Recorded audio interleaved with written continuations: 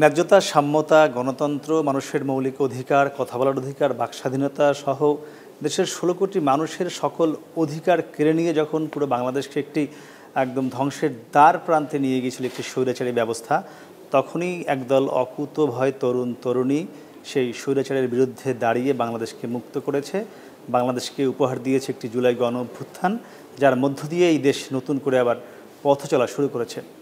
দর্শক, আজকের এখন প্রকাশে আমরা সেই যে তরুণ নেতৃত্ব, যাদের নেতৃত্বে বাংলাদেশ নতুন করে আবার মুক্ত হয়েছে, তার যিনি প্রধান ছিলেন, বৈষম্য বিরোধী ছাত্র আন্দোলনের তৎকালীন প্রধান সমন্বয়ক এবং এনসিপি অর্থাৎ জাতীয় নাগরিক পার্টির আহ্বায়ক নাহিদ ইসলাম আমাদের সঙ্গে আছেন। আপনাকে স্বাগত।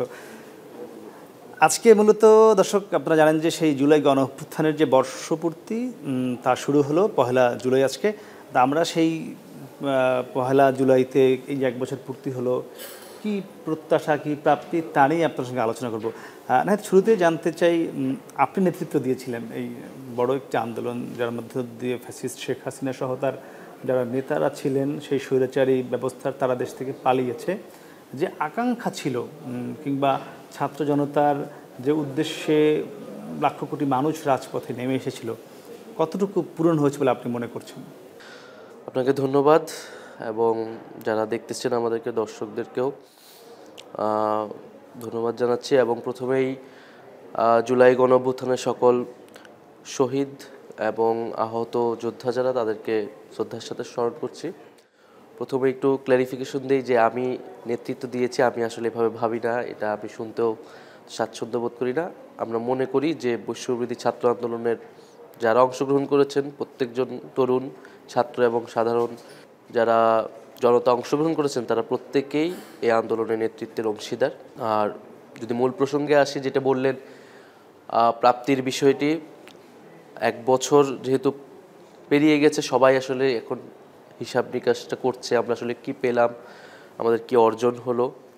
আমরাও নিজেরাও এটা মূল্যায়ন করছি যে গত 1 বছরে আসলে আমরা কতটুকু পরিবর্তন দেখতে চেয়েছিলাম, পেতে চেয়েছিলাম, কতটুকু হলো।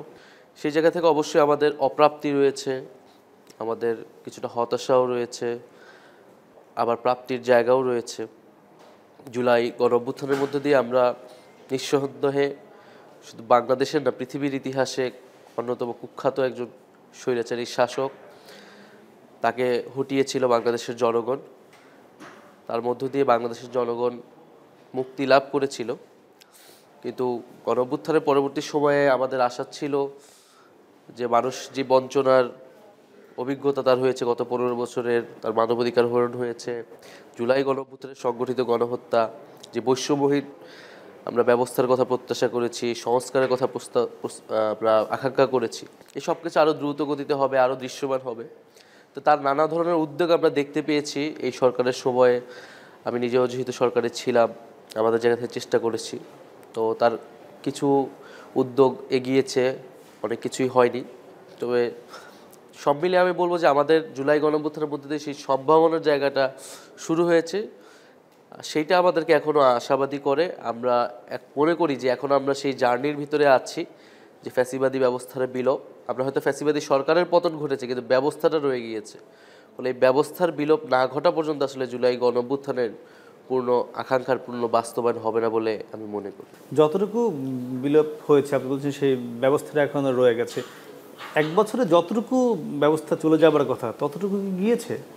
আমাদের যে সুযোগ এসেছিল বা অন্তর্বর্তী সরকারের পক্ষ থেকে, আমাদের জায়গা থেকে আমরা হয়তো আরও কাজ করতে পারতাম, সেই সুযোগটা ছিল। কিন্তু নানান বাস্তবতার কারণেই এটি আসলে সম্ভব হয়নি। আমি বিভিন্ন জায়গায় বলেছি যে সরকারের জায়গা থেকে অনেক সীমাবদ্ধতা, অনেক ভুল ত্রুটিও হয়েছে, আমাদের নেতৃত্বের জায়গা থেকেও হয়েছে। আমরা যেমন সংস্কার নিয়ে এখন আসলে বলা হয়েছে যে 5ই আগস্টের মধ্যে জুলাই সনদ হবে, কিন্তু আদৌ হবে কিনা আমাদের নিজেদের মধ্যে সংশয় আছে, কারণ ঐক্যমত হলেই কেবল এটি হবে। বিচার প্রক্রিয়াটা আসলে কবে শেষ হবে, এটা সুস্পষ্ট রোডম্যাপটি কি আমরা অলরেডি দেখেছি যে এটা দৃশ্যমান হয়েছে, কাজ শুরু হয়েছে, ট্রায়াল শুরু হয়েছে। সেই আসলে গণ অভ্যুত্থানের পুরো বিচারটা শেষ হবে কবে, এটা আমরা জানি না। আমাদের যে অর্থনৈতিক সংস্কার বা মুক্তির জায়গাটা ছিল, সেটা কিন্তু আসলে এই সরকার ধরতে পারে নাই খুব একটা বেশি। তারা হয়তো লুটপাটের টাকা ফেরত আনার জন্য চেষ্টা করেছে, একটা হিসাব দিয়েছে কত ধরনের দুর্নীতি হয়েছে, লুটপাট হয়েছে, কিন্তু এই যে অর্থনৈতিক ব্যবস্থার পরিবর্তন এবং আমাদের যে ধরনের মাফিয়া দুর্নীতিবাজ ব্যবসায়ীরা ছিল তাদেরকে কিন্তু বিচারের আওতায় আসলে জবাবদিহিতার আওতায় আসলে সরকার আনতে পারেনি। কারণ আমরা যেটা বলেছিলাম যে একটা ব্যবস্থার পরিবর্তন, নতুন বন্দোবস্ত, যেটা নতুন সংবিধানের মাধ্যমে সম্ভব হবে, আমাদের সেই দাবি আমলে নেওয়া হয় নাই। আমরা বলেছিলাম যে অর্থনৈতিক পরিবর্তন লাগবে, সাংস্কৃতিক পরিবর্তন লাগবে, শিক্ষার পরিবর্তন লাগবে। তো সরকার এখন খুবই ছোট একটা জায়গায় সংবিধানের কিছু ধারা পরিবর্তন করে রাষ্ট্র কাঠামোর মৌলিক কিছু জায়গায় তারা পরিবর্তন করতে চাচ্ছে। আমরা সেটাকেও সমর্থন দিয়েছি যে অন্তত এই মৌলিক সংস্কারটুকু হতেই হবে নির্বাচনের আগে আসলে। কারণ রাজনৈতিক দল এবং গণঅভ্যুত্থানের যে স্টেক হোল্ডার তারা কিন্তু 5ই আগস্টের পরে আর এক জায়গায় থাকতে পারেনি। গণঅভ্যুত্থানের আগে যেরকম বা ওই সময়টা আমরা একটা এজেন্ডা ধরে সবাই একত্রিত হয়েছিলাম যে শেখ হাসিনার পতন, কিন্তু এর সাথে আমরা বলেছিলাম নতুন ব্যবস্থাও লাগবে। এই নতুন ব্যবস্থার দাবির সাথে সবাই একমত না হয়তো, ফলে 5ই আগস্টের পরে কিন্তু যার যার এজেন্ডায় সবাই চলে গিয়েছে। কখনো কি মানে আপনার কাছে কি মনে হয়েছে, আপনিও যেহেতু এখন একটি দলের প্রধান, আবার আপনি এই সরকারেও ছিলেন একজন গুরুত্বপূর্ণ উপদেষ্টা হিসেবে, দুটির টেস্টই আপনার নেওয়া আছে, পরিবেশটা আবার বোঝা আছে, সেক্ষেত্রে কি মনে হয়েছে যে 5 আগস্টের পর সবগুলো দল এক জায়গায় থাকতে পারলো না এবং সেটি একটা জায়গায় অনৈক্য হলো, এখন গিয়ে বিরোধী অবস্থায় চলে গিয়েছে, এখন ওকে দেখতে পারছে না, বসতে পারছে না পাশাপাশি, এটি হওয়ার কারণ কি, মূল কি মনে হয় কারণটা? ওইটা আমি বললাম যে সবার লক্ষ্য তো আসলে সেম ছিল না। শেখ হাসিনার পতন এটা এই জায়গায় সবাই কমন জায়গা ছিল সবারই, কিন্তু আমরা তো অভ্যুত্থানের সময় পরিষ্কার করেছি যে আমরা কেবল দলের পরিবর্তন নয়, কেবল সরকারের পরিবর্তন নয়, আমাদের অভ্যুত্থানটা আওয়ামী লীগের বিরুদ্ধে ছিল না কেবল, বরং এই যে বন্দোবস্ত, এই যে সিস্টেম, যে সিস্টেমের মধ্যে দিয়ে স্বৈরাচার তৈরি হয়, অলিগার্ক ব্যবসায়ীরা তৈরি হয়, যে স্বৈরাচারের মধ্যে দিয়ে গুম খুনের মতো সিস্টেম, মানবাধিকার হরণের মতো কালচার তৈরি হয়, সিস্টেমটাকে পরিবর্তন করতে হবে। ফলে এটার জন্যই কিন্তু আমরা সংস্কার এবং পুনর্গঠনের কথাটি 5ই আগস্টের পর থেকে বারবার বলে এসেছি। আমরা নতুন সংবিধানের কথা বলেছি, কিন্তু এই দাবির সাথে হয়তো সবাই একমত না। তারা মনে করতেছে শুধু এই বিদ্যমান ব্যবস্থার রাজনৈতিক নেতৃত্বটাকে পরিবর্তন করাটাই তাদের জন্য হয়তো আকাঙ্ক্ষা ছিল, যে এই আওয়ামী লীগ চলে যাবে কিন্তু এই রাজনৈতিক নেতৃত্ব অন্য কেউ গ্রহণ করতে চায়। কিন্তু আমাদের লড়াইটা এটা ছিল বলে আমরা মনে করি না, ফলে আমরা সেই লড়াইটাই করতেছি নতুন ব্যবস্থার জন্য।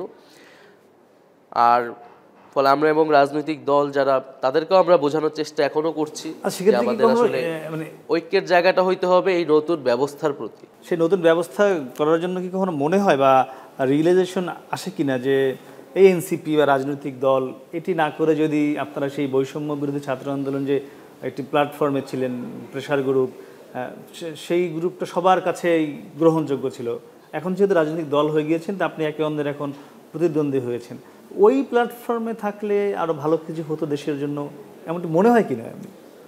বৈষম্যবিরোধী ছাত্র আন্দোলন তো 7-8 মাস কাজ করেছে আসলে। আমরা কিন্তু রাজনৈতিক দল গঠনের সাজেশন বা আমরা প্রয়োজনীয়তা বোধ কিন্তু আগস্ট সেপ্টেম্বর থেকেই ছিল। তখন কিন্তু বিভিন্ন মানুষ বলেছে একটা নতুন দল দরকার, ছাত্রদের দল দরকার। আমরা কিন্তু সেই সময় দল গঠনের প্রক্রিয়া যাইনি। আমরা তখন গেলে হয়তো আরও বেশি লাভবান হতে পারতাম, আরও বেশি মানুষকে যুক্ত করতে পারতাম। আমরা কেন যাইনি? কারণ আমরা মনে করেছি যে একটা জাতীয় ঐক্য তৈরি হয়েছে গণঅভ্যুত্থানের মধ্য দিয়ে, যদি এই মুহূর্তে একটা দল গঠন করা হয় তাহলে এই ঐক্যটা বিনষ্ট হবে। ফলে ছাত্ররা প্রেশার গ্রুপ আকারে থাকবে, রাজনৈতিক দলগুলোর সাথে একটা ঐক্যমতের মধ্য দিয়ে আসলে সংস্কার প্রক্রিয়া যাবে। কিন্তু আমরা যখন দেখলাম যে রাষ্ট্রপতি অপসারণ থেকে শুরু করে জুলাই ঘোষণাপত্র, যেই ছাত্রদের পক্ষ থেকে যে দাবিগুলো 5ই আগস্টের পরে করা হয়েছে এই নতুন বন্দোবস্তের জন্য, স্বৈরাচারী ব্যবস্থার পরিবর্তনের জন্য, সেই জায়গায় আসলে রাজনৈতিক দল, প্রধান দল যে তাদের সাপোর্ট আমরা পাইনি। তো অলরেডি কিন্তু বৈষম্য বিরোধীর সাথে সেই পার্থক্যটা হয়ে গেছে। ফলে আমাদের কাছে মনে হয়েছে যে আমাদেরকে আসলে রাজনৈতিকভাবে এবার সংগঠিত হতে হবে। এই কারণে আমরা একটা নতুন রাজনৈতিক দল করার আসলে প্রয়োজনীয়তা বোধ করেছি। আচ্ছা, সেই রাজনৈতিক দল যখন করলেন সেখানে আমরা দেখি যে আপনাদের এই এনসিপি বা এর আগে নাগরিক কমিটি ছিল, সেখানে জুলাই নিয়ে বিভিন্ন বিভাজনের বক্তব্য আপনাদের দলের বিভিন্ন শীর্ষ নেতাদের পক্ষ থেকে এসছে, ডানপন্থী বামপন্থী নানানভাবে বিভাজন আমরাও দেখেছি। মানে এটিও মনে হয় কিনা এই যে জুলাইকে একটি কুক্ষিগত করার একটি আকাঙ্ক্ষা বা চাওয়া, এটিও কি বিভাজন তৈরি করার জন্য কাজ করেছে কিনা? না, আমরা তো কখনোই বলি নাই যে জুলাই গণ অভ্যুত্থান এককভাবে আমাদের অভ্যুত্থান, আমরা অংশগ্রহণ করেছি। বরং আপনি দেখবেন যে আমাদের যে ছাত্র সংগঠন ছিল, অর্থাৎ বৈষম্যবিরোধী ছাত্র আন্দোলনের নেতৃত্বের একটা বড় অংশই গণতান্ত্রিক ছাত্র শক্তির নেতাকর্মী ছিলেন। আমরা কিন্তু এই গণ অভ্যুত্থানের পরে ছাত্র শক্তি এই সংগঠনটাকে আমরা বিলুপ্ত করে দিয়েছি, যাতে এই জায়গা থেকে যে এই গণ অভ্যুত্থান এককভাবে ছাত্র শক্তির নেতারা করেছে এই অভিযোগ বা এই জিনিসটা যাতে না হয় ঘটনাটি। কারণ ইতিহাসে এইগুলো আমরা বিভিন্ন সময় দেখেছি, মুক্তিযুদ্ধের ক্ষেত্রেও দেখেছি। আমরা কিন্তু বৈষম্যবিরোধী ছাত্র আন্দোলনের ব্যানারেই তখন আসলে কাজ করেছি। আমরা যখন খুবই স্পষ্ট করেছি যে আসলে বৈষম্যবিরোধী ছাত্র আন্দোলন 7 মাস কাজ করেছে, বৈষম্যবিরোধী ছাত্র আন্দোলনে 5ই আগস্টের পরে যারা ছাত্র দল থেকে এসেছিল, ছাত্র শিবির থেকে বা অন্য সংগঠন থেকে এসেছিল, তারা কিন্তু যার যার ব্যানারে চলে গিয়েছে, তার এজেন্ডায় তারা রাজনীতি করছে। কারণ সবারই ব্যানার তখন প্রকাশ হয়েছে। 5ই আগস্টের আগে সবাই ছিল বৈষম্যবিরোধী ছাত্র আন্দোলনের পিছনে, 5ই আগস্টের পরে সবাই যার যার ব্যানারে চলে গেছে। কিন্তু বহু সংখ্যক তরুণ যাদের নিজেদের কোনো দল নেই, কিন্তু এই গণঅভ্যুত্থানের মধ্য দিয়ে তাদের ভিতরে রাজনৈতিক আকাঙ্ক্ষা, নেতৃত্বের আকাঙ্ক্ষা তৈরি হয়েছে। এবং বহু সংখ্যক মানুষ যারা অন্য দলে আগে করলেও 5ই আগস্টের পরে মনে হয়েছে যে একটা নতুন প্ল্যাটফর্ম, নতুন রাজনীতি দরকার। এই সব বিবেচনায় কিন্তু আসলে আমরা এনসিপি বা জাতীয় নাগরিক পার্টি গঠন করেছি। ফলে এটি শুধু জুলাই গণ অভ্যুত্থানের বিষয় না, বরং জুলাই গণ অভ্যুত্থান পরবর্তী সময়ে আমরা মনে করেছি যে আমাদের কিছু দায়িত্ব আছে, যেই দায়িত্বটা যদি অন্য রাজনৈতিক ফ্যাসিবাদ বিরোধী যে দলগুলো আমাদের সাথে ছিল তারা যদি পালন করতো, তাহলে এই নতুন দল গঠনের প্রয়োজনীয়তাই থাকতো না। যেহেতু আমাদের কাছে মনে হয়েছে তারাই দায়িত্ব পালন করছে না, এবং এটা স্পষ্টও হয়েছে বিভিন্ন কর্মসূচির ভিতরে মধ্য দিয়ে যখন আমরা সমর্থন পাইনি, সেই জায়গায় তো ছাত্ররা অবশ্যই এটা কন্টিনিউ করবে এই লড়াইটা। তার জন্য তাদের রাজনৈতিক প্ল্যাটফর্ম অবশ্যই দরকার ছিল। আচ্ছা, এরপরে আমরা দেখেছি জুলাই আন্দোলনে যারা শহীদ হয়েছেন, আহত হয়েছেন, পঙ্গুত্ব বরণ করেছেন, মানে তাদের প্রতি আপনারা যেহেতু আন্দোলনের একটি মূল স্টেক ছিলেন, হয়তো আপনারা তাদের সঙ্গে দেখা হচ্ছে বা কথাবার্তা হচ্ছে, তাদের যতটা পুনর্বাসন দরকার ছিল সেটি এখন আমরা দৃশ্যমান ততটা দেখি না। আপনি ওই আন্দোলনের একজন অন্যতম সমন্বয়ক হিসেবে এখান থেকেও একটু মনে হয় কিনা যে আরও কিছু করার ছিল তাদের জন্য? সেটা তো অবশ্যই, এবং এটা তো আমাদের সবার জন্যই দুঃখজনক। এবং যেহেতু আমি সরকারও ছিলাম, আমার ভিতর থেকে দেখার সুযোগ হয়েছে সরকারের জায়গা থেকে অনেক ধরনের উদ্যোগ নেওয়া হয়েছে। প্রথম থেকেই তাদের আর্থিক নিরাপত্তা, ভবিষ্যৎ নিরাপত্তার বিষয়গুলা, বাজেটে তাদের জন্য বরাদ্দ রাখা, তাদের জন্য স্বাস্থ্য সুবিধা দেওয়া, হেলথ কার্ড করা, বিদেশে পাঠানো, ঢাকার কয়েকটি হাসপাতালে পুরো 1 বছর ধরেই একটা বড় অংশের রোগী যারা আহত যোদ্ধা তারা ছিলেন। কিন্তু যেটা হয়েছে যে আমাদের রাষ্ট্রের, আমাদের ব্যুরোক্রেসির ব্যবস্থাপনাগত ত্রুটি আমরা দেখেছি, আমলাতান্ত্রিক জটিলতা দেখেছি। ফলে এই পুরো উদ্যোগগুলা বা এই সুযোগ সুবিধাগুলো আসলে সেই পরিবারগুলোর কাছে পৌঁছাতে পারেনি, অনেক দেরিতে পৌঁছাইছে। এবং এই কাজটা আসলে এই কাজটা সরকারকেই করতে হয়, এটার জন্য একটা বড় ইনস্টিটিউশন দরকার। ফলে বাংলাদেশের যে প্রাতিষ্ঠানিক দুর্বলতা স্বাস্থ্যক্ষেত্রে এবং অন্যান্য ক্ষেত্রেও, সেটার কারণে আসলে এই ঘটনাগুলো ঘটেছে। তারা দেরিতে এই সুযোগ সুবিধাগুলো পেয়েছে, বা এখনও হয়তো অনেক জায়গায় দেরি হচ্ছে। তো আমরা আশা করি যে সরকার যে উদ্যোগগুলো নিয়েছে সেগুলো যদি সঠিকভাবে বাস্তবায়ন করা যায়, তাহলে তাদের যে পুনর্বাসন এবং রাষ্ট্রীয় মর্যাদার বিষয়টি সেটি আসলে সম্ভব হবে। এবং এটির জন্য আমরা ক্রমাগত সরকারের সাথে আসলে প্রকাশ্যে বা ইনফরমালি আমরা কথা বলি তাদেরকে। না, আপনি তো সরকারের ছিলেন, সরকারের মধ্যে সদিচ্ছাটা দেখেছেন? সরকারের মধ্যে সদিচ্ছা ছিল, আমরা নিজেরা ক্যাবিনেটে ছিলাম, আমরা বারবার সেই প্রক্রিয়াগুলো, উদ্যোগগুলো নিচ্ছি, কিন্তু সেই উদ্যোগগুলা তৃণমূল পর্যন্ত, অর্থাৎ সেই পরিবারের কাছে জন্য বাস্তবায়িত হতে হয় আসলে ব্যুরোক্রেসি, আমলাতন্ত্রের মাধ্যমে। এই যে যন্ত্র আছে, তো সেইখানে অনেক ধরনের সমস্যা, জটিলতা, ব্যবস্থাপনাগত ত্রুটি আসলে ছিল। একজন রোগীকে দেখা গেছে বিদেশ পাঠাতে হইলেও অনেক ফাইল, অনেক ধরনের সিদ্ধান্ত গ্রহণ প্রক্রিয়া আসলে যেতে হয়েছে। ফলে এগুলোর কারণে আসলে এই পুনর্বাসন প্রক্রিয়াতে বিলম্ব ঘটছে। না, এই ডক্টর ইউনূস তাকে মূলত আপনারাই এনেছেন। তখনকার যে ছাত্র জনতা তারা চেয়েছিল বলে আপনারা তার সঙ্গে যোগাযোগ করে এনেছেন।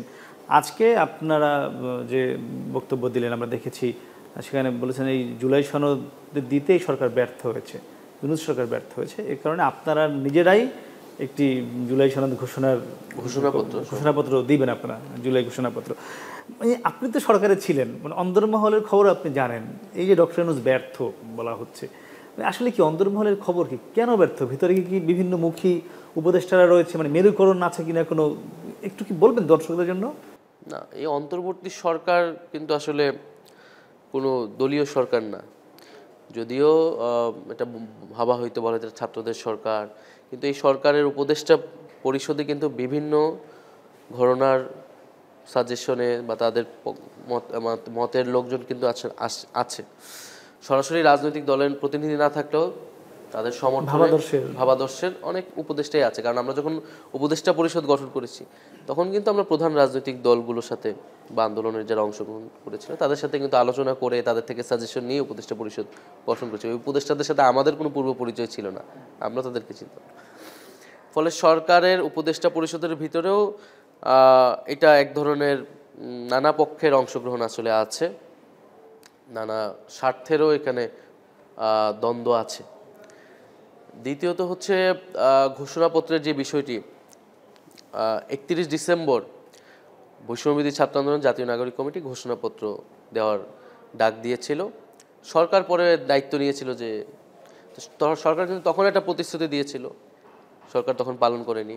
আওয়ামী লীগ নিষিদ্ধের আন্দোলনে সরকার প্রতিশ্রুতি দিয়েছিল 30 কার্য দিবস, সরকার সেই কার্য দিবস 25 জুন মনে হয় শেষ হলো, করতে পারেনি। কেন পারেনি, কবে করবে বা করবে কিনা সেটিও স্পষ্ট করেনি। সরকারের জায়গা থেকে যেটা বলেছিল এটা সব দলের সম্মিলনে এটা করতে হবে, ফ্যাসিবাদ বিরোধী যে দলগুলো ছিল। তো সেই দলগুলোর মধ্যে যদি কোনো দল সম্মত না হয় সেই কারণে হয়তো সরকার করতে পারছে না। কিন্তু আমাদের জায়গা থেকে যে সরকার এটা পারে না এটা তার স্বীকার করা উচিত এবং এটা স্পষ্ট করা উচিত কেন পারেনি। আর আমরা দিব এটা বলেছি এই কারণে যে আমরা যেহেতু বা মানে যারা ছাত্র নেতৃত্ব ছিল গণঅভ্যুত্থানে তারাই ঘোষণাপত্রের দাবিটি তুলেছিল, যেহেতু সরকার দিতে পারছে না, বিভিন্ন রাজনৈতিক দল সম্মত হচ্ছে না, অন্তত আমাদের জায়গা থেকে আমরা জুলাইকে কিভাবে দেখি, কি আকাঙ্ক্ষা, সেই বক্তব্যটা আমরা জনগণের সামনে রাখতে চাই।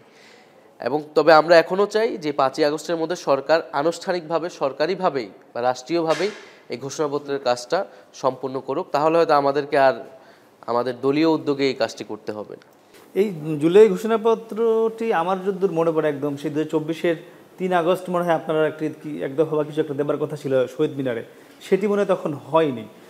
তখন আপনাদের সঙ্গে কিন্তু সকল রাজনৈতিক দল, ছাত্র সংগঠন, সাধারণ ছাত্র জনতা ছিল, আপনারা তা সকলের প্রতিনিধিত্ব করেছিলেন। এখন এসে আপনি এনসিপির আহ্বায়ক, এখন আপনি আর সাধারণ ছাত্র জনতার কিন্তু সমন্বয়ক বা মুখ্য সমন্বয়ক যে আমি বলি সেটি নন। তাহলে আপনি এখন এনসিপির আহ্বায়ক হয়ে কি ছাত্র জনতার বা সকল মানুষের ঘোষণাপত্র দেওয়ার অধিকার রাখেন? যে কোনো রাজনৈতিক দলই জনগণের পক্ষ থেকে আসলে কথা বলে, জনগণকে প্রতিনিধিত্ব করে। তারা কত অংশ করে কি করে সেটা ভিন্ন আলোচনা, কিন্তু একটা রাজনৈতিক দল মানেই সে রাজনৈতিক দল জনগণের পক্ষ থেকে আসলে কথা বলে। আপনি ঐক্যমত্য কমিশনে দেখেন অনেকগুলো দল আছে, জনগণ তো নেই, কিন্তু ভাবা হচ্ছে জনগণের প্রতিনিধি তারা, এই কারণেই কিন্তু তারা কথা বলছে। ফলে যদি সরকার দেয় সকলকে মিলে, আমাদের তো এটাতে কোনো আপত্তি নেই, আমরা তো সেটাতেই অংশগ্রহণ করতে চাই, আমাদের চাওয়া সেটাই। কিন্তু সরকার যদি না দেয়, আমাদের দায়িত্ব তো আমাদের পালন করতে হবে, যে আমাদের বক্তব্যটা আমরা দিয়ে রাখতে চাই।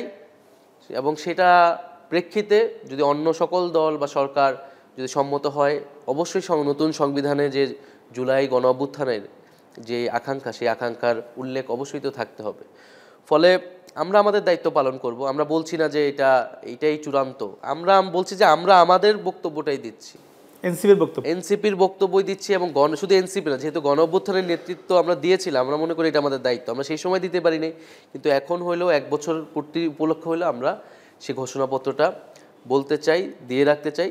তবে আমরা আশা করব যাতে সরকার এটার প্রতি একটা চাপ অনুভব করবে, যে সরকার না দিলে আসলে একটা দল বা গণঅভ্যুত্থানের নেতৃত্ব তারা নিজেরাই দিয়ে দেবে। অন্তত এই চাপ থেকেও সরকার যাতে উদ্যোগ নেয় এই জুলাই মাসের মধ্যে সকল দলকে নিয়ে ঘোষণাপত্র দেওয়ার। এবং আমি মনে করি 3 আগস্ট অথবা 5ই আগস্ট একটা ঐতিহাসিক মুহূর্ত।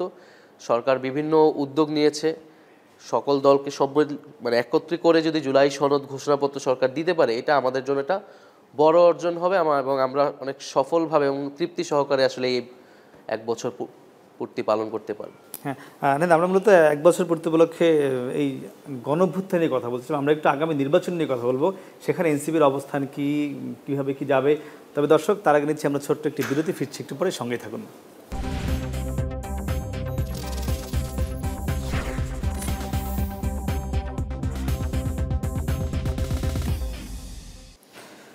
ফিরলাম বিরতির কথা বলছিলাম জুলাই গণঅভ্যুত্থানের 1 বছর পূর্তি নিয়ে আমাদের সঙ্গে আছেন এনসিপির আহ্বায়ক নাহিদ ইসলাম। আমরা একটু কথা বলতে চাই আগামী নির্বাচন নিয়ে। এনসিপি এই নির্বাচন কমিশনের নিরপেক্ষতা নিয়ে প্রশ্ন তুলেছে। তাহলে এই নির্বাচন কমিশনের অধীনে কি এনসিপি আগামী জাতীয় সংসদ নির্বাচনে যাবে? আমরা নির্বাচন কমিশন পুনর্গঠনের দাবি জানিয়েছি, তার কতগুলো যৌক্তিক কারণ আমরা দেখিয়েছি যে কীভাবে পুরনো আইনে নির্বাচন কমিশন গঠিত হয়েছে এবং বিশেষত ইশরাকের ঘটনা নির্বাচন কমিশন প্রশ্নবিদ্ধ হয়েছে, এটা আদালত থেকেও বলা হয়েছে। শুধু এনসিপি নয়, আরও কয়েকটি রাজনৈতিক দল জামাত ইসলাম সহ তারাও নির্বাচন কমিশনের নিরপেক্ষতা নিয়ে প্রশ্ন তুলেছে।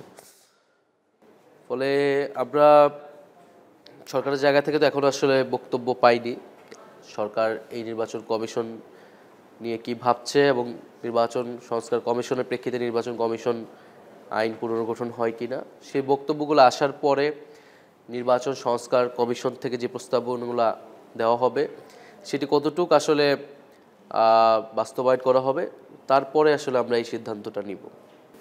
আচ্ছা, সেই সিদ্ধান্ত আপনারা নির্বাচনের আগে আগে নিশ্চয়ই নেবেন। তার আগে আরেকটি সিদ্ধান্ত হয়তো নিতে হবে আপনাদেরকে। বাংলাদেশের রাজনীতিতে আমরা দেখি যে নির্বাচন হয় অনেকটা জোট নির্ভর, আমরা গত কয়েক দশক ধরে সেটিই দেখে এসেছি। আগামী ফেব্রুয়ারিতে ভোট, ডক্টর মোহাম্মদ ইউনূসের যে এখন পর্যন্ত পরিকল্পনা যেটি তিনি বলেছেন তেমনটি আমরা জানি। লন্ডনে তিনি তারেক রহমানের সঙ্গে বৈঠক শেষে একটি যৌথ বিবৃতিতে এই কথা বলেছেন। সেই ভোটে এনসিপি যদি যায়, আপনি বলেছেন সিদ্ধান্ত নেবেন, যদি যাওয়ার সিদ্ধান্ত হয়, কোন জোটে যাচ্ছেন আপনারা? এনসিপি নিজেই একটা জোট করবে না এরকমটা তো ভাবার কোনো কারণ নেই। ফলে আমরা তো আসলে নতুন একটা রাজনীতি করার জন্যই আসলে নতুন একটা দল গঠিত হয়েছে। ফলে এবং আমরা গণঅভ্যুত্থানের পরে এবং গণঅভ্যুত্থানের আগেও আসলে বেশ কটি নতুন রাজনৈতিক দলও তৈরি হয়েছে, যারা নতুন রাজনীতি, গণতন্ত্র, বাংলাদেশপন্থী রাজনীতি ইত্যাদির কথা বলছে, যাদের সাথে আমাদের আদর্শিক অনেকগুলো জায়গায় মিল রয়েছে। আমরা সেই দলগুলোর সাথে আলোচনা করব। জুলাই গণঅভ্যুত্থানের পরে যে প্ল্যাটফর্মগুলো তৈরি হয়েছে, যারা রাজনীতিতে অংশগ্রহণ করতে চায়, আমরা তাদের সাথে আলোচনা আমরা চালাবো। ফলে জোটের বিষয়টা আসলে এখনও সিদ্ধান্ত নেওয়ার সময় আসেনি বলে আমরা মনে করি। যেহেতু এখন আমাদের নিবন্ধন প্রক্রিয়া মাত্র শেষ হয়েছে, আমাদের নিবন্ধন পেতে হবে। আর 5ই আগস্ট যেহেতু সরকার বলেছে জুলাই সনদ ঘোষণাপত্র ইত্যাদি দিবেন, আমরা আসলে 5ই আগস্টের পরে নির্বাচন নিয়ে আমরা আমাদের প্রস্তুতি বা কার্যক্রম আসলে প্রকাশ্য করব। কারণ যদি এর মধ্যে জুলাই সনদ হয়ে যায় তাহলে আমরা মনে করব যে সংস্কারের যে দাবিটা সেটা বাস্তবায়ন হয়েছে অনেকখানি। এরপরে হয়তো আমরা নির্বাচন নিয়ে আসলে আমরা আমাদের যেই দলীয় পরিকল্পনা সেটি আসলে প্রকাশ করব। ফলে এর আগে আমরা নিজেরাও আসলে নির্বাচনী যেই কার্যক্রম, আসনভিত্তিক কার্যক্রম বা আসন বরাদ্দ দেওয়া, এই ধরনের কোনো কার্যক্রমই কিন্তু আমরা আসলে প্রকাশ্যে করতেছি না। হয়তো অন্তর্গতভাবে একটা পরিকল্পনা আমরা নিচ্ছি, যেহেতু নির্বাচনের একটা তারিখ ঘোষণা হয়েছে। ফলে নির্বাচনী জোট আমরা যাব কি যাব না এই বিষয়ে আসলে এখনো কোনো, মানে আপনারা বলছেন 5 আগস্ট পর্যন্ত আপনারা ঘোষণাপত্র বা জুলাই সনদ এদিকে বেশি মনোযোগ? হ্যাঁ, আমাদের মনোযোগটা, আমাদের লক্ষ্যটা আসলে এই কেন্দ্রিক। আপনি একবার বলেছিলেন, আপনি বা আপনার দল, যে আপনাদের যদি দাবি যেগুলো আর জুলাই সনদ নিয়ে রয়েছে ঐক্যমতের কথা বলছিলেন, আপনারা স্বাক্ষর করবেন না। তাহলে যদি একটি এনসিপি দল স্বাক্ষর না করে তাহলে জুলাই সনদের কি গ্রহণযোগ্যতা? মানে জুলাই সনদ তো আসলে তাহলে হবেই না। আমরা যেটা বলেছি যে যদি মৌলিক সংস্কারের জায়গায় ঐক্যমত না হয় তাহলে এইটাকে আর সনদ বা এত আয়োজন করার কোনো কারণ নাই। আপনি 10টা এমন সংস্কার করলে যে সংস্কার আসলে অত গুরুত্বপূর্ণ না, যেটার জন্য একটা গণঅভ্যুত্থানে এত মানুষের জীবন, আপনি 10 মাস ধরে এত আয়োজন রাজনৈতিক দলগুলোর সাথে, তো এই ধরনের সংস্কার এটা তো প্রতারণা হবে। বরং সেই সকল সংস্কারে আমাদের ঐক্যবদ্ধ হতে হবে যেটা আমাদের ক্ষমতার ভারসাম্য, বিকেন্দ্রীকরণ, আমাদের জবাবদিহিতা, গণতন্ত্র, এই প্রশ্ন, মানবাধিকার, এই প্রশ্নগুলোর সুরাহা করবে, সমাধান করবে। পরবর্তীতে নির্বাচিত সরকাররা এসে পূর্বের স্বৈরাচারী সরকারের মতো আচরণ করতে পারবে না, এই একটা নিশ্চয়তা দিবে।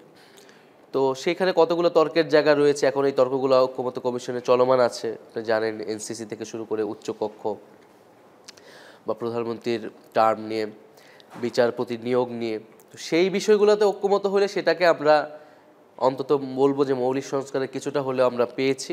ফলে সেটাই হবে প্রকৃত জুলাই সনদ বা জাতীয় সনদ। আচ্ছা, এখানে যে ঐকমত্য কমিশন আপনিও যান আপনার দল থেকে, রাজনৈতিক দল হিসেবে, সেখানে এখন যে অবস্থা আমরা দেখছি, বিএনপি, জামাত, এনসিপি, অন্যান্য দল এখনও বেশ কিছু গুরুত্বপূর্ণ বিষয়ে একমত হওয়া যায়নি। আপনি কয়েকটি বিষয় বলছিলেন, সংখ্যানুপাতিকের ব্যাপারে রয়েছে। তো এগুলো কি মনে হয় আপনার, শেষ পর্যন্ত যদি সমাধান না হয়, তার কেউ তো আসলে সরছে না, একটু একটু করে সরে, এখন কিন্তু আর সরছে না, তাহলে এর সমাধান কি? এই সমাধান তো আসলে সরকারের ভাবা উচিত ছিল, ঐক্যমত্য কমিশন সিদ্ধান্ত মানে কোন প্রক্রিয়ায় নিবে যদি অচল অবস্থা তৈরি হয় এটি স্পষ্ট করে নেই, ফলে এক ধরনের অচল অবস্থার দিকে যেতে পারে। বা আপনারা এনসিপি কতটুকু ছাড় দিবেন সেটি মানে এটা তো আসলে দলীয় কোনো বার্গেনিংয়ের প্রশ্ন না। আমরা তো এখানে কোনো যে এই সংস্কারটা হলে এনসিপি লাভবান হবে বা এই সংস্কারটা না হলে এনসিপি ক্ষতিগ্রস্ত হবে, এটা কিন্তু এরকম কোনো আয়োজন না। আসলে কিছু দল হয়তো মনে করতে পারে, কোনো দল হয়তো মনে করতে পারে সেই ক্ষমতায় চলে আসতেছে, এই সংস্কারগুলো হলে সে ক্ষমতার চর্চা তার কমে যাবে, ক্ষমতা কমে যাবে, এই ধরনের আলাপ আমরা বা প্রবণতা দেখতেছি। কিন্তু এনসিপির জায়গা থেকে তো আমরা এইভাবে ভাবছি না। আমরা তো ভাবছি যে এটা পুরো আমাদের রাষ্ট্রের বিষয় এবং একটা গণ অভ্যুত্থানের পরে আসলে এই সংস্কারগুলো হওয়া উচিত। এই সংস্কারগুলো হলে যে এনসিপি লাভবান হবে, ক্ষতিগ্রস্ত হবে এরকম না, দেশ লাভবান হবে। এবং যেই দলই ক্ষমতায় যাক না কেন, যেই দলই বিরোধী দল থাকুক না কেন, তারা লাভবান হবে। ফলে সেই জায়গায় অবশ্যই আমরা ছাড়ের প্রশ্ন আসবে না। আমরা যে মৌলিক সংস্কারের রূপরেখা দিয়েছি, যদি আমাদেরকে কনভিন্স করতে পারে যে আপনারা যেটা বলছেন এটার থেকে এই অপশনটা ভালো, তাহলে অবশ্যই আমরা পুনর্বিবেচনা করব। কিন্তু সেই ধরনের যদি কনভিন্সিং যুক্তি না থাকে, তাহলে তো আমরা, যেমন আমি যদি উদাহরণ দিই, এনসিসি নিয়ে যে আলোচনাটা হয়েছে, তো বলা হচ্ছে যে এটা প্রধানমন্ত্রীর ক্ষমতা কমিয়ে দেবে বা এটা আসলে নানা ধরনের জটিলতা তৈরি করবে। তা আমি বলছি ঠিক আছে, এনসিসি বাদ দেন, কিন্তু নির্বাচন কমিশনার, দুদক, পিএসসি, এই সাংবিধানিক প্রতিষ্ঠানগুলোতে নিয়োগ কিভাবে হবে সেটার একটা বিকল্প প্রস্তাবনা আপনারা দেন, আমরা তাহলে সেটা মেনে নিব, সেটা কনভিন্সিং হলে। তো সেই বিকল্প প্রস্তাবনা কিন্তু তারা দিচ্ছে না, যারা বিরোধিতা করছে। তার মানে কি এটাই যে আগের সরকার শেখ হাসিনা যেভাবে নির্বাচন কমিশনার নিয়োগ করতো আপনিও সেভাবে করবেন? শেখ হাসিনা যেভাবে দুদক গঠন করতো সেভাবেই করবেন? দুদক তো শেখ হাসিনার বা প্রধানমন্ত্রী করার কথা না, সাংবিধানিক প্রতিষ্ঠান। ফলে এই জায়গাগুলো তো অবশ্যই পরিষ্কার বক্তব্য রাখতে হবে, এখানে কোনো ছাড়ের প্রশ্ন নাই। এখন সেই জায়গা থেকে তো আমরা দেখছি অনেকেই ছাড়ছে না, মানে তারা তাদের অবস্থানে রয়েছে। গতকাল যে বক্তব্য দিয়েছে, আজও এসে সেই বক্তব্যই দিচ্ছে। ঐকমত্য কমিশনের যিনি দায়িত্বে রয়েছেন সহসভাপতি আলী রিয়াজ, তিনিও বলছেন যে আমরা আজকে কোনো সুফল দিতে পারছি না আলোচনার। তাহলে এটি কোন দিকে যাচ্ছে, এটি কী হতে পারে? আমি আশাবাদী, আমি মনে করি যে রাজনৈতিক দলগুলা অবশ্যই তাদের পজিশন চেঞ্জ করবে এবং যেটা আমি বললাম, যদি আমাদেরকে কনভিন্স করা যায় বা আমাদেরকে যুক্তি সহকারে বোঝাতে পারে, তাহলে আমরাও আমাদের দলের অবস্থান পরিবর্তন করব দেশের স্বার্থে যদি এটা হয়।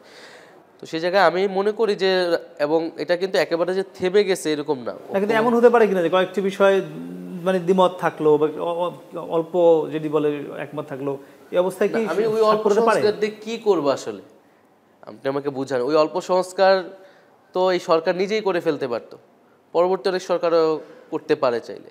তো এই অল্প সংস্কারের জন্য তো এত বড় গণঅভ্যুত্থান আসলে হয়নি। আমরা কিন্তু অলরেডি অনেক অল্প সংস্কারের ভিতরেই আসলে আছি। এই মৌলিক সংস্কারের 7-8টা বিষয়, এটা খুবই অল্প সংস্কারই আমার মতে। আমরা নতুন সংবিধানের দাবি জানিয়েছিলাম, গণপরিষদ নির্বাচনের দাবি আমরা এখনও জানাচ্ছি, আমরা অর্থনৈতিক ব্যবস্থার পরিবর্তনের কথা বলেছি, শিক্ষা কমিশনের কথা বলি। এই বিষয়গুলো কিন্তু হয়নি। আপনি দেখেন স্বাস্থ্য কমিশন হয়েছে, শ্রম কমিশন হয়েছে, এগুলো কিন্তু খুবই গুরুত্বপূর্ণ, মানুষের জীবনের সাথে সম্পর্কিত। এই কমিশনগুলো নিয়ে কেউ কথা বলছে না, এজেন্ডায় আসতেছে না। শুধু নির্বাচনী ব্যবস্থা, ক্ষমতা কেন্দ্রিক যেই সংস্কারগুলো, শুধু সেই সংস্কারগুলো নিয়ে আলোচনা হচ্ছে। আমরা কিন্তু সেই গুরুত্বপূর্ণ সংস্কারগুলো আপাতত সাইডে রেখেছি। তাহলে অলরেডি কিন্তু আমরা অনেক ছোট জায়গায় চলে আসছি। আপনি এরপরও যদি বলেন যে এটা বাদ দিতে হইতে পারে, তাহলে আসলে সংস্কার করার মানে আপনার উদ্দেশ্যই না, এটাই বলতে হবে। না, এমন কখনো মনে হয় কিনা যে আপনি যেহেতু উপদেষ্টা ছিলেন, সেখান থেকে বের হয়ে এনসিপি দল গঠন করলেন, সেই দলে এসে মানে মনে হয় কিনা যে না, সরকারেই ছিলাম, ভালো ছিলাম, ভুল করলাম কিনা, এমন কখনো কি মনে হয়? না, এরকম মনে হয় না। আমি মনে করি সময়ের প্রয়োজনেই আসলে আমাকে সরকারে যেতে হয়েছিল। সেই পরিস্থিতিতে আমার তো সরকারে যাওয়ার কথা ছিল না, ছাত্রদের সরকারে যাওয়ার আমাদের চিন্তাও ছিল না। যদি জাতীয় সরকার হয়তো ছাত্ররা সরকারে যেতেও না। রাজনৈতিক দলগুলো যেহেতু সম্মত হয় নাই, তখন ছাত্রদেরকে এই দায়িত্বটা পালন করতে হয়েছে, ঐতিহাসিক দায়িত্ব। পরে এবং পরবর্তী যখন আমাদের মনে হয়েছে যে আমাদের আসলে রাজনৈতিকভাবে সংগঠিত হতে হবে, সরকারের থেকে আসলে সব কিছু সম্ভব হবে না, তখনই কিন্তু আমি আসলে সিদ্ধান্ত নিয়েছি। এবং আমি যতটুকু বুঝি এটা আসলে জনগণও এটা ভালোভাবেই আসলে এটা গ্রহণ করেছে, এটা অ্যাপ্রিসিয়েট করেছে। আপনাদের আরো দুজন ছাত্র প্রতিনিধি সরকারে রয়েছে, আসিফ মাহমুদ এবং তারা এনসিপির প্রতিনিধি না, না, না, তারা আমি বলছি বৈষম্য বিরোধী ছাত্র আন্দোলনের প্রতিনিধি। বা এমন গণঅভ্যুত্থানের এমন প্রতিনিধি। কিনা যে যেহেতু মানে রাজনৈতিক অবস্থা খুব বেশি ঠিক হচ্ছে না, বা এনসিপি কতটুকু ভালো খারাপ করছে, মানে তারা ওই জন্য বের হয়ে আসছে না, এমন কি কোনো বিষয় আছে? না, এরকম কোনো বিষয় না। দেখেন, গণ অভ্যুত্থানে অনেকেই আমাদের সাথে ছিল, বৈষম্যবিরোধী ছাত্র আন্দোলন অনেকেই ছিল, সবাই যে এনসিপিতে আছে এরকম কিন্তু না। এবং ফলে 5ই আগস্টের পরে অনেকের যাত্রা অনেক দিকে গিয়েছে, আসলে এটা অনেকটা ব্যক্তিগত সিদ্ধান্তেরও বিষয় আছে। তো যারা সরকারে আছেন তারা মনে করছে সরকারে তাদের দায়িত্ব এখনো শেষ হয়নি, কারণ তাদেরও তো জাতির সামনে আসলে প্রশ্ন মানে উত্তর দিতে হবে। আমি 7 মাস কী করেছি, আমাকেও তো আসলে সেই উত্তর দিতে হয়েছে বা হবে আরও সামনে। সীমাবদ্ধতা থাকলে সেটাও আমাকে বলতে হয়েছে। ফলে এখনও যেহেতু জুলাই সনদের বিষয়টি আছে, বিচারের বিষয়টি আছে, তো সেই জায়গায় ছাত্র প্রতিনিধি হিসেবে তারা তাদের ভূমিকা পালন করছে। তবে সরকারের নিরপেক্ষতার প্রশ্নে তারা তাদের অবস্থান ব্যক্ত করেছে সরকারের জায়গা থেকে, এবং আমরাও এটা সঠিক মনে করি যে রাজনীতি মানে তারা সরকারে থাকা অবস্থায় তো আসলে ইলেকশন করতে পারবে না, রাজনৈতিক দল করতে পারবে না, সেই জায়গায় তো তারা নাই। এবং আমরা পরিষ্কার করেছি যে তারা অবশ্যই আমাদের আমাদের সহযোদ্ধা ছিলেন, গণ অভ্যুত্থানের জায়গাতে এখনও তাদের সাথে সেই সম্পর্ক আমরা অনুভব করি, কিন্তু রাজনৈতিক দলের প্রতিনিধি কিন্তু তারা না আসলে। কিন্তু আসতে পারে কিনা প্রয়োজনের 5 আগস্টের পর, যেহেতু 5 আগস্টের পর আপনারা রাজনীতির কথা মানে ভোট নিয়ে ভাববেন, সেটা আসলে পরবর্তী সময়ই আসলে বলবে আসলে। সেটা তখনই বলবে। না, আমরা দেখি বিএনপির সাথে এনসিপি অনেকটা বিপরীত মুখে আমরা দেখি টেলিভিশনে, মিডিয়ায় বা সভা সমাবেশে, বক্তব্যে, কিন্তু আবার ভিতরে ভিতরে কোনো যোগাযোগ হয় কিনা? আপনি দলীয় প্রধান, বিএনপির এই মুহূর্তে অ্যাক্টিং চেয়ারম্যান তারেক রহমানের সঙ্গে মাঝে মাঝে রাজনৈতিক বোঝাপড়া হয় কিনা টেলিফোনে? সেখানেও নতুন কোনো পরিকল্পনা নির্বাচনে আপনার সঙ্গে তারেক রহমানের আছে কিনা? মানে এই যে বিপরীতমুখী অবস্থান আমরা দেখি, এটা কি উপরে উপরে মানে ভিতরের অবস্থাটা কি বিএনপি এবং এনসিপি সম্পর্কে? না, আমি সে উত্তর জানবো। তো দর্শক, তার আগে নিচ্ছে আমরা ছোট্ট একটি বিরতি, ফিরছি একটু পরে, সঙ্গেই থাকুন।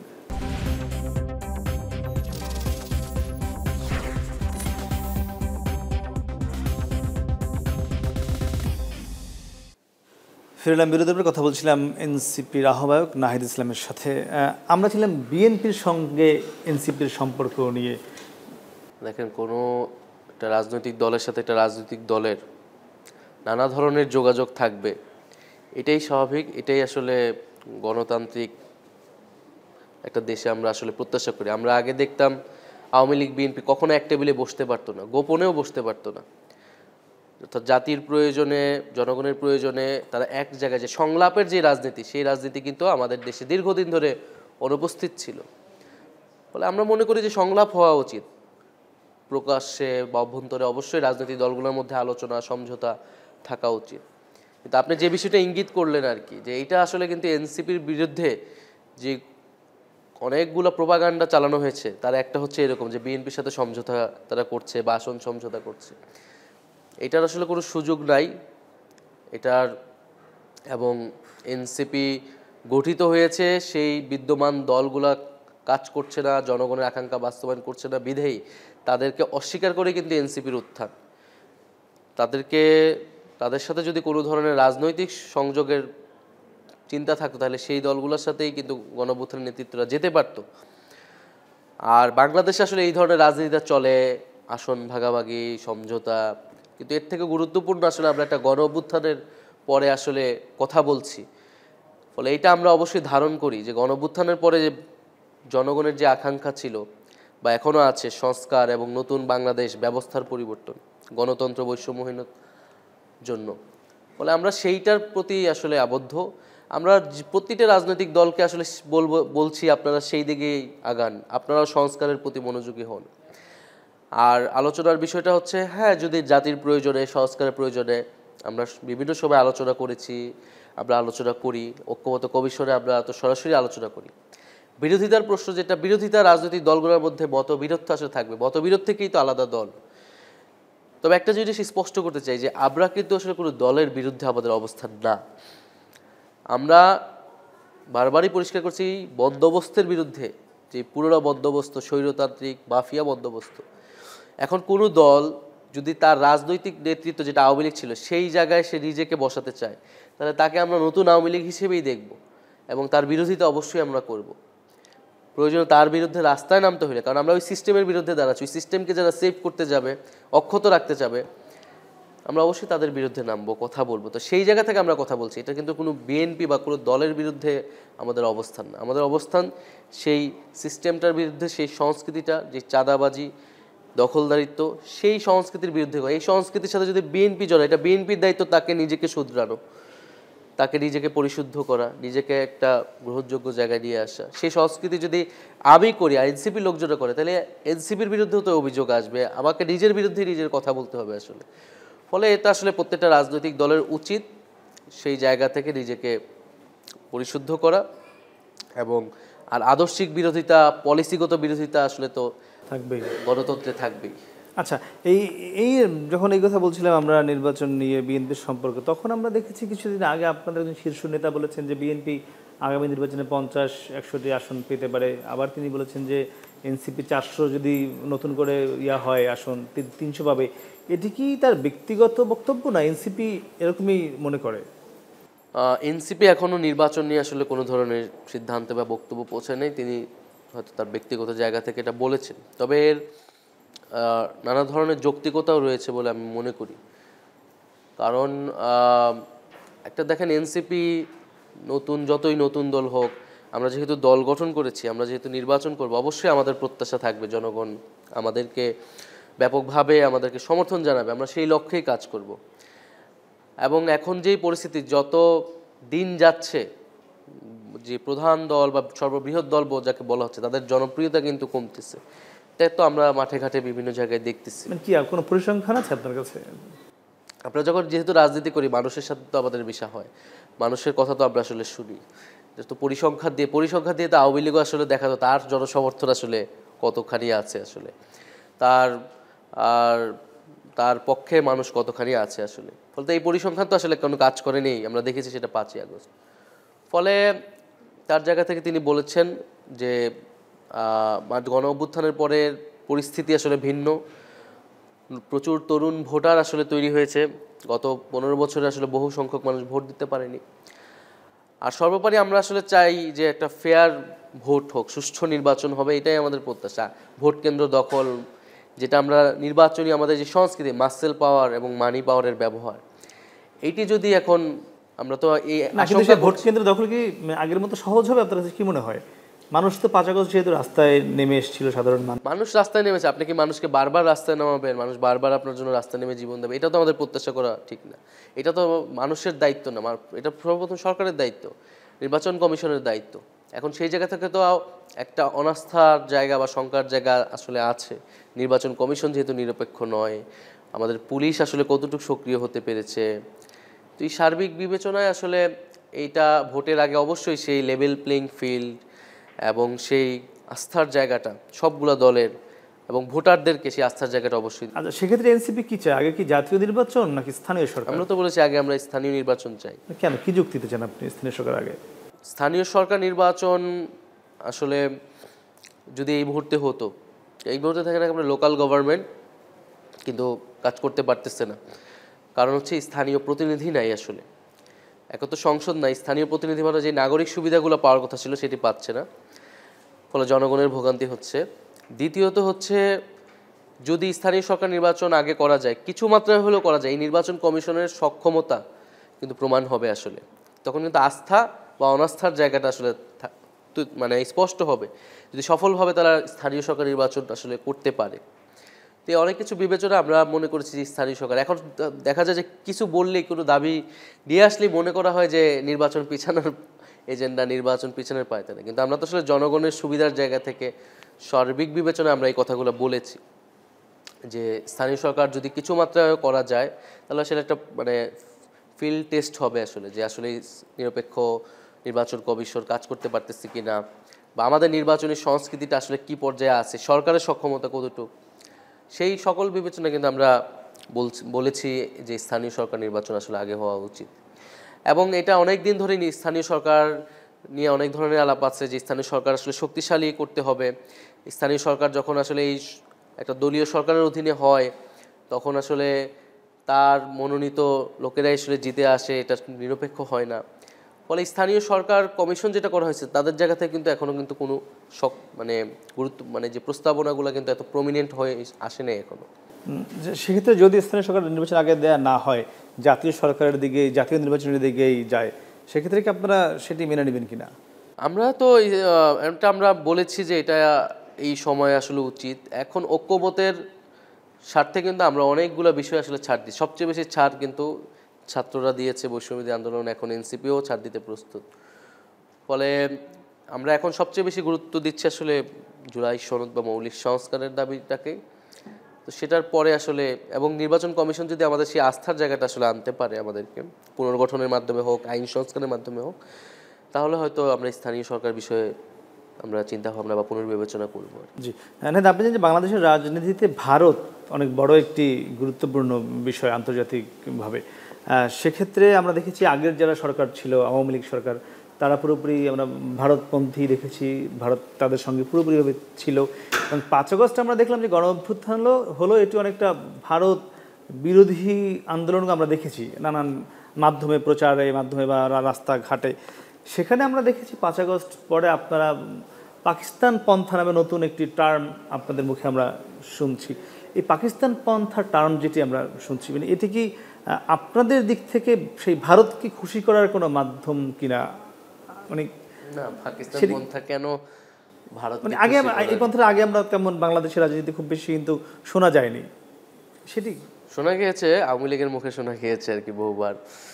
আমরা যেটা মনে করি যে বাংলাদেশ একটা স্বাধীন সত্তা, তার স্বাধীনতা, সার্বভৌমত্ব, আঞ্চলিক অখণ্ডতার পক্ষে আমরা সবসময় কথা বলেছি, আমাদের ছাত্র জীবন থেকে আমরা কথা বলেছি।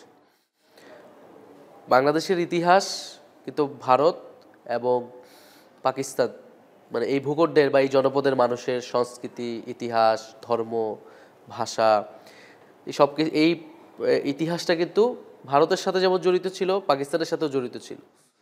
আমাদেরকে কিন্তু আমরা কিন্তু ভারত ভূখণ্ডে আমরা যাইনি, 47 সালে আমরা আলাদা হয়ে গিয়েছি। সেই সময় কিন্তু আমাদের সেই স্বাধীন সত্তা, আমরা কিন্তু মনে করেছি যে আসলে পশ্চিম বাংলার সাথে বা ভারতের সাথে আমাদের থাকলে আমাদের এইখানকার যে মানুষ, আমাদের এখানকার কৃষক, মুসলমান, আমাদের এখানে নমশূদ্র হিন্দু, তারা আসলে তাদের স্বার্থটা পাবে না। ফলে আমরা যেমন সেই সময় 47 সালে ভারতকে অস্বীকার করেছি, আমরা 71 সালে কিন্তু পাকিস্তানকে অস্বীকার করেছি। কারণ আমরা দেখেছি 47 পরে পাকিস্তান একটা নতুন উপনিবেশ আসলে পূর্ব বাংলায় তৈরি করেছে, আমাদের ভাষার উপরে, আমাদের অর্থনীতি, আমাদের সবকিছু থেকে আমাদের বৈষম্য করে। ফলে ভারত এবং পাকিস্তানকে অস্বীকার করেই আসলে বাংলাদেশ। ফলে আমরা যেমন যদি ভারতের দিকে, ভারতের সাথে যোগসাজশ করার কেউ চেষ্টা করে, সেটা যেমন আমরা মেনে নিব না, আবার পাকিস্তানের সাথে যদি যোগসাজশ করার চেষ্টা করে সেটাও আসলে আমরা মেনে নিব না। এবং পাকিস্তান আসলে যেই দৃষ্টিভঙ্গিতে আসলে আমাদেরকে দেখে, পাকিস্তানের মুসলমানরা এইখানকার মুসলমানদের কিন্তু আসলে মনে করে যারা একটু কম মুসলমান, তারা এইখানকার হিন্দুদেরকে নিধন করেছে এখানকার মুসলমানদের আরও ভালো মুসলমান বানানোর জন্য। এই যে একটা বর্ণবাদী জায়গা থেকে আসলে তারা বাংলাদেশের মুসলমানদেরকে দেখেছে, আসলে বাংলাদেশের জনগণকে দেখেছে। এই চিন্তা কিন্তু আসলে এই চিন্তার বিরোধিতা বা এই আদর্শের বিরোধিতা জায়গা থেকে কিন্তু আসলে একাত্ম। আবার একইভাবে ভারত কিন্তু একটা হিন্দুত্ববাদী চোখ দিয়ে আসলে বাংলাদেশকে দেখে, এখানকার মুসলমানদেরকে দেখে আসলে। ফলে আমরা মনে করি যে ভারত এবং এই পাকিস্তান, এই দুইটা থেকে আমাদের সংস্কৃতি, আমাদের রাজনীতি, আমাদের আলাদা বলে আমাদের একটা স্বাধীন এবং সার্বভৌম রাষ্ট্র বা রাষ্ট্র আকাঙ্ক্ষা তৈরি হয়েছে। ফলে আমরা ওই জায়গাটা আসলে স্পষ্ট করেছি, বাংলাদেশ আসলে কোন ভিত্তির উপর দাঁড়িয়ে আছে। সেই ভিত্তির কথাটা বলতে গিয়ে আমরা বলেছি যে পাকিস্তান পন্থা, ভারত পন্থা, ইভেন অন্য কোনো দেশের আধিপত্য আসলে আমরা চাই না, কোনো বিদেশি শক্তির আধিপত্যও চাই না। বাংলাদেশ স্বাধীন, সার্বভৌমত্ব, তার আঞ্চলিক অখণ্ডতা নিয়ে দাঁড়াবে, এরকম একটা রাষ্ট্রই আমরা আসলে প্রত্যাশা। একদমই। শেষ প্রশ্ন আপনার কাছে, সেটি হলো, আমরা দেখেছিলাম আপনি যখন উপদেষ্টার পদ থেকে পদত্যাগ করে চলে আসলেন, সম্ভবত আপনি যখন বের হয়ে এসেছিলেন প্রধান উপদেষ্টার কার্যালয় থেকে হেঁটে এসেছিলেন, আমরা গণমাধ্যমে দেখছিলাম। এর কিছুক্ষণ পরেই সরকারের একজন উচ্চপদস্থ কর্তা, অন্তর্বর্তী সরকারের, তিনি লিখছিলেন, হয়তো ভালোবাসা বা আবেগ দিয়ে লিখছেন যে আগামী প্রধানমন্ত্রী নাহিদ। তো সেই যে হাঁটা শুরু করলেন, প্রধানমন্ত্রী হতে কত দূর এগোলেন? আমরা যেই রাজনীতি, যেই রাষ্ট্র কামনা করি, সেখানে প্রধানমন্ত্রী হওয়াটা খুব গুরুত্বপূর্ণ বা বিশাল কিছু এরকম না। আমরা সেই সংস্কারই আসলে চাচ্ছি, যেখানে প্রধানমন্ত্রী অনেকেই হতে পারবে, নেতৃত্ব আসবে।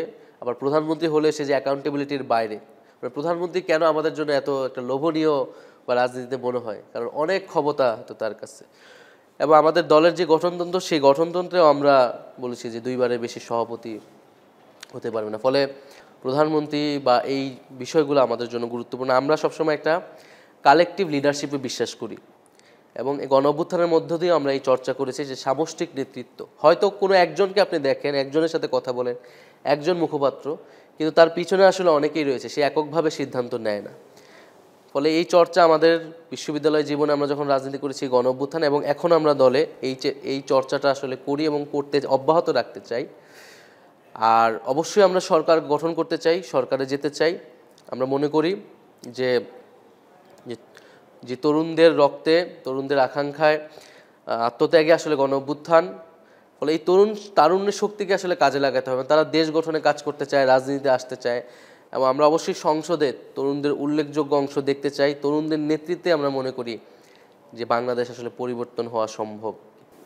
জি, নাহিদ ইসলাম, আপনাকে অসংখ্য ধন্যবাদ আমাদের সঙ্গে যোগ থেকে কথা বলার জন্য। দর্শক, আমরা কথা বলছিলাম জাতীয় নাগরিক পার্টি এনসিপির আহ্বায়ক এবং জুলাই গণঅভ্যুত্থানের যে আন্দোলন হয়েছিল তার অন্যতম নেতৃত্ব নাহিদ ইসলামের সঙ্গে। তিনি একটি বিষয়ে সর্বশেষ বলেছেন যে তরুণদের এগিয়ে যদি তরুণরা আসতে পারে আগামী সংসদে বা বাংলাদেশের সিদ্ধান্ত, যে কোনো সিদ্ধান্তে তরুণরা যদি এগিয়ে আসে, তরুণদের অংশগ্রহণ যদি বেশি থাকে, তাহলেই বাংলাদেশ সঠিক পথে এগোবে।